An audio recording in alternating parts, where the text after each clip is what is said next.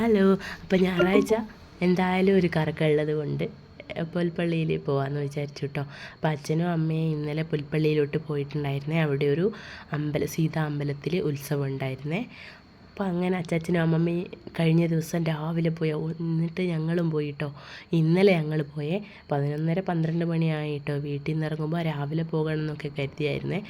അപ്പോൾ പിന്നെ കുറച്ച് തിരക്കുണ്ടായിരുന്നു. അപ്പോൾ അതൊക്കെ കഴിഞ്ഞ് 12:30 ഇറങ്ങുമ്പോൾ. അപ്പോൾ ഞങ്ങൾ പുറത്തുനിന്നൊന്നും ഫുഡ് കഴിച്ചിട്ടില്ല കേട്ടോ. ഞങ്ങളവിടെ ആൻറ്റിയുടെ വീട്ടിൽ ചോറൊക്കെ ഉണ്ടാക്കിയിട്ടുണ്ടെന്ന് പറഞ്ഞതുകൊണ്ട് ഒന്നും കഴിക്കരുതെന്ന് പറഞ്ഞുകൊണ്ട് ഞങ്ങൾ നേരത്തെ അങ്ങോട്ടേക്ക് പോയിട്ടോ. അപ്പോൾ പൂപ്പൊലി കാണാൻ രാവിലെയൊക്കെ പോകണമെന്ന് കരുതിയതാണേ, പക്ഷേ നടന്നില്ലേ. പിന്നെ ഞായറും കൂടി ആയതുകൊണ്ട് നല്ല തിരക്കായിരിക്കും എന്നുള്ളത് പാപ്പൻ ഇങ്ങനെ പറയുന്നുണ്ട് കേട്ടോ. ഞാൻ ആദ്യമായിട്ട് കാണുവാന്നേ. അമ്മയും അച്ഛനും അമ്മമ്മയും ഒക്കെ കഴിഞ്ഞ വർഷമൊക്കെ കണ്ടായിരുന്നു കേട്ടോ. അപ്പം ഞങ്ങൾ നേരെ നല്ല കാലാവസ്ഥയാണ് കേട്ടോ. വയനാട്ടിൽ നല്ല തണുപ്പും ഇളം കാറ്റും ഈ കാട്ടിലൂടെയുള്ള യാത്രയൊക്കെ നല്ല അടിപൊളി ആയിട്ടുണ്ടായിരുന്നു കേട്ടോ. അപ്പം ഞങ്ങൾ നേരെ പൂപ്പൊലി കാണാൻ അമ്പലവയലിലേക്ക് പോവുകയാണ് കേട്ടോ. അപ്പം സൈഡിൽ ആനയൊക്കെ കണ്ടായിരുന്നു. പിന്നെ ഞങ്ങൾ അവിടെ എത്തിയ പൂപ്പൊലിയുള്ളിടത്തിൽ.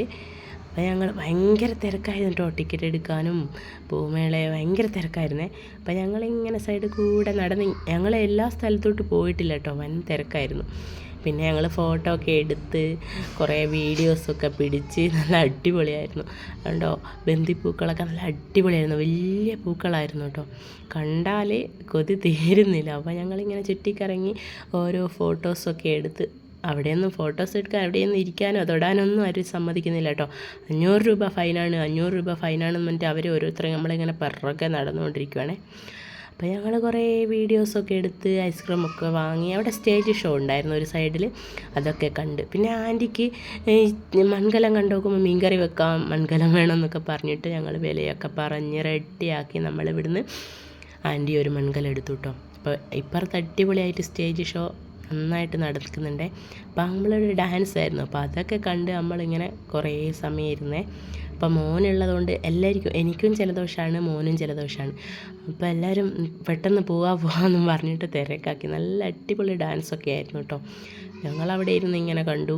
അപ്പോൾ അച്ഛനും മോനും കൂടെ എന്തോ കളിപ്പാട്ടൊക്കെ വാങ്ങാനായിട്ട് അങ്ങോട്ടൊക്കെ പോയി കേട്ടോ. അപ്പോൾ ഞാനും ആൻറ്റിയും അമ്മയും കൂടെ കുറേ ഡാൻസൊക്കെ കണ്ടേ. നല്ല തണുപ്പുണ്ടായിരുന്നു. അപ്പോൾ സെറ്ററൊക്കെ എടുത്തിട്ടുണ്ടായിരുന്നു. അപ്പോൾ അതൊക്കെ അവിടെ നിന്ന് ഇട്ടു കേട്ടോ. പിന്നെ പേരക്ക തൈയും പിന്നെ ടിഷ്യൂ കൾച്ചർ വാഴ അതൊക്കെ വാങ്ങി നമ്മൾ വീട്ടിലോട്ടേക്ക് എടുത്തു കേട്ടോ. അപ്പോൾ നല്ലൊരു അനുഭവം തന്നെയായിരുന്നു ഇവിടെ പോയിട്ട് കേട്ടോ. നല്ല അടിപൊളി പൂക്കൾ കേട്ടോ. കാണുമ്പോൾ കൺകുളിർക്കുന്നതൊക്കെ. ബൈ.